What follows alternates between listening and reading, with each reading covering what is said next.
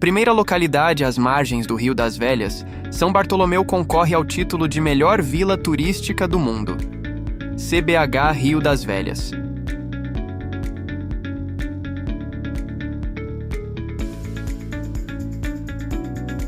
Originalmente chamado de Uaimii pelos indígenas, que significa Rio das Velhas Tribos, ou Avó Água, o rio foi fundamental para o ciclo do ouro e para a fundação de diversas cidades em Minas Gerais.